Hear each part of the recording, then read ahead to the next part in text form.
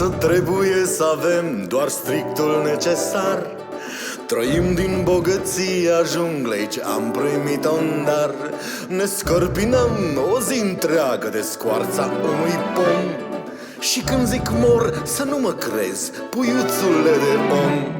Albinele roiesc de zor, fac miere pentru noi. Sub pietre stelicioase, fructe de mare sau de ploi.